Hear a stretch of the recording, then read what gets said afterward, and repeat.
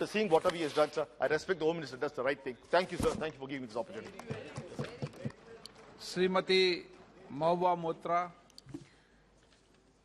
Honourable Speaker, sir, I stand on behalf of my party, the All India Trinamool Congress, to oppose the Criminal Procedure Identification Bill 2020, which was introduced by the Minister of State in this House last week.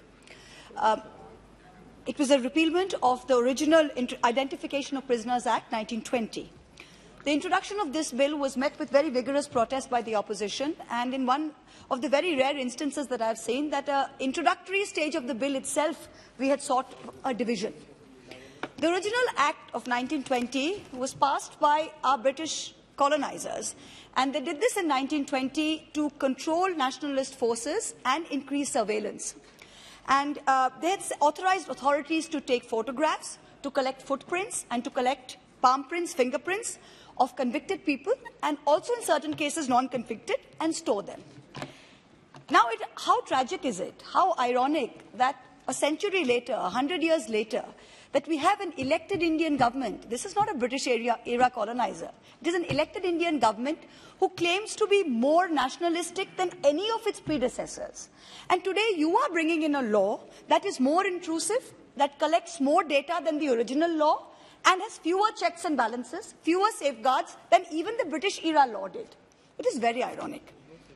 The stated objective of the Criminal Procedure Bill of 2022, which was introduced, as set out in its statements of objects and reasons, is to update the law by taking into account new techniques of measurement and identification that have evolved over the last century. And the bill seeks to authorize police and prison officers to take measurements of those who have been arrested, detained, convicted of any person directed by a judicial or executive magistrate. The key words here are any person.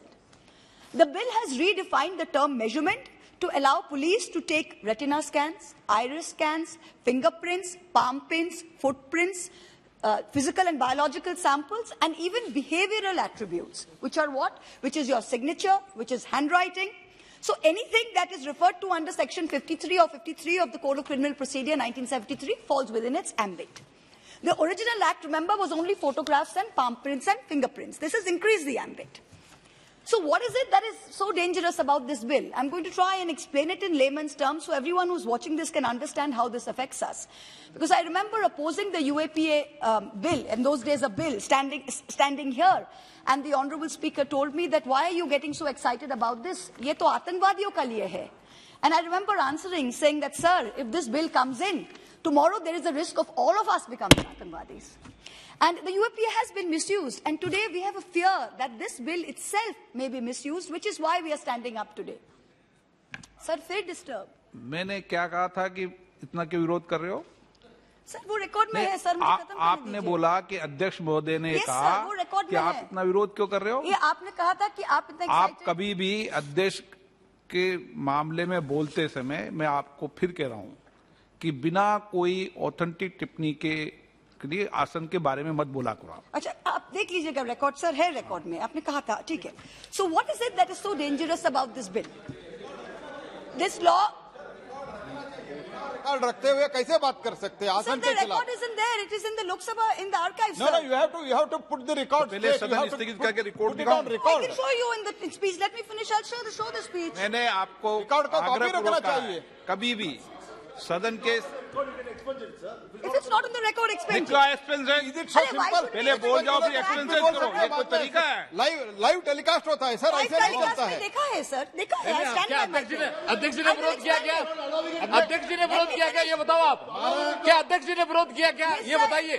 आपकी बात का अध्यक्ष जी ने तो विरोध नहीं किया ना। I'm sure the honourable speaker, sir, has already addressed me, Mr. Meghwal. Please, I would advise you, please let me finish. Thank you. The law speaker, sir, has spoken. There is no need for you. There is no need for you, Nishikant ji. The speaker, sir, has spoken. Please sit down. The speaker has spoken to me. Sit down. The speaker has addressed me. I have accepted it. This law is being proposed in the absence of any overreaching data protection law, which India so desperately needs today. 5 years ago, we mentioned the data protection law. It is still not being brought in. You are saying that there has been advance of technology in the last decade, which is why we need to repeal it. But with the advance of technology, there is a flip side. the state has even greater powers of surveillance.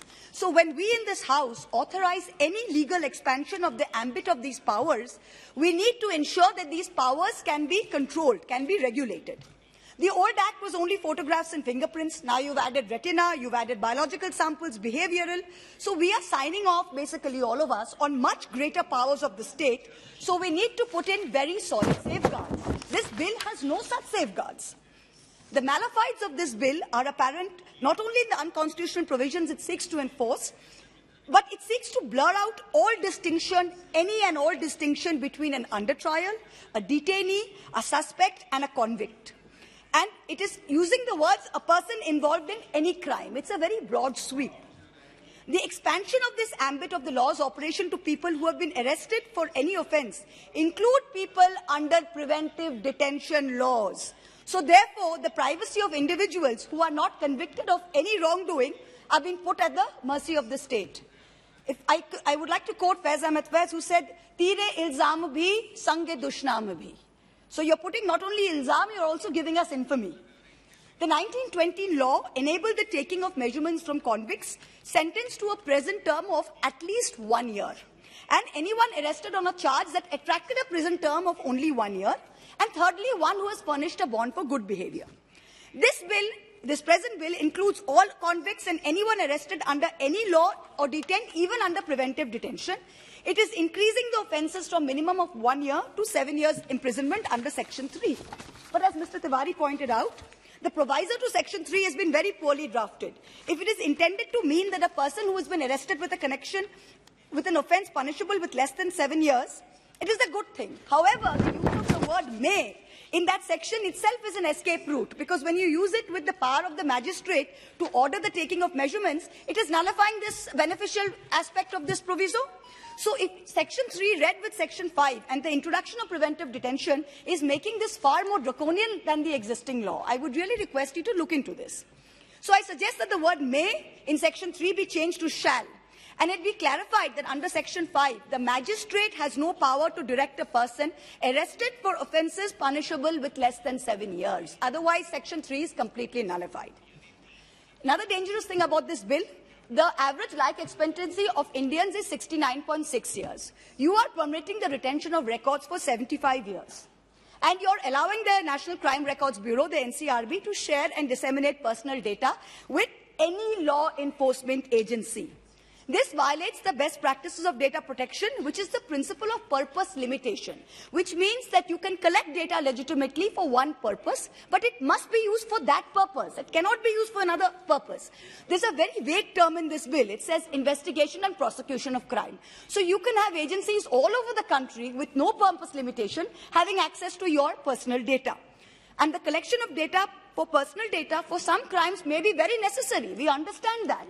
But there is no distinction between those crimes and other crimes. It's a very wide sweep, which can be very dangerous. Now, this bill will make the dreaded Thanedar, even more dangerous. It gives virtual carte blanche to the police for sample collection.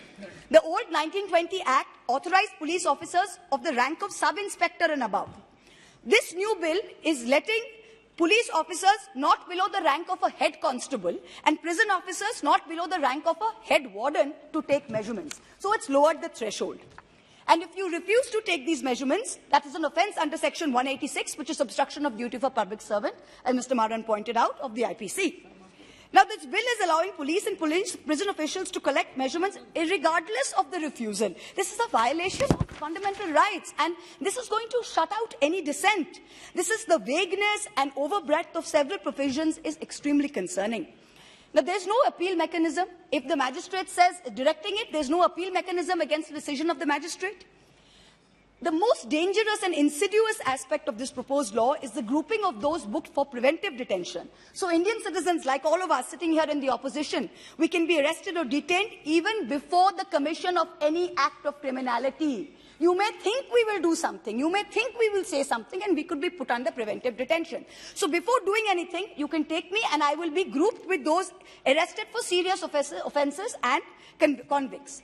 So if this bill becomes a law, I mean, we are entering a full-fledged police state. Any opposition will be brutalized into silence. Now, that is something we must safeguard against.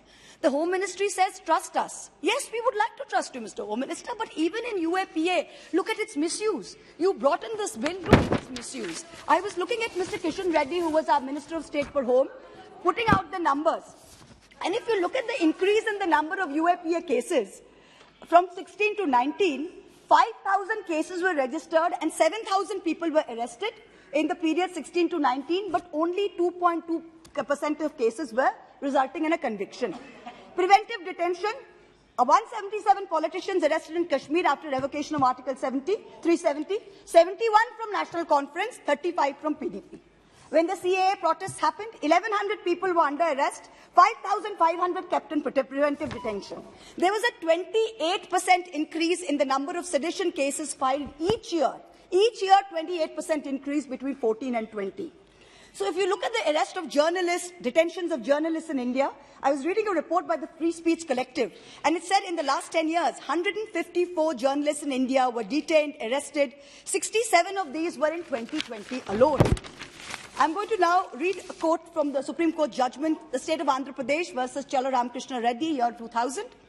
The right to life is one of the basic human rights. It is guaranteed to every person by Article 21 of the Constitution, and not even the state has the authority to violate that right. A prisoner, be he a convict or under trial or a détenu, does not cease to being a human being. On being convicted of crime and deprived of their liberty with the procedure established by law, prisoners still retain the residue of constitutional rights. Our democracy, however flawed, seeks to give each Indian equal rights as human beings. Our laws are based on the principle of innocent till proven guilty. I will quote the poet Javed Akhtar, and he says it very nicely. He says, "मुझे दुश्मन से भी खुददारी की उम्मीद है, मुझे दुश्मन से भी खुददारी की उम्मीद है, किसी का भी सर, कदमों में सर अच्छा नहीं लगता, कदमों में सर अच्छा नहीं लगता." This bill places the privacy of individuals at the mercy of the state, allows for the retention of personal data with no framework for data protection whatsoever. I appeal to the government and to the Honourable Home Minister, please send this bill to a standing committee for further deliberations if you don't take it back. Thank you very much. Shri Vinayak Rawat ji.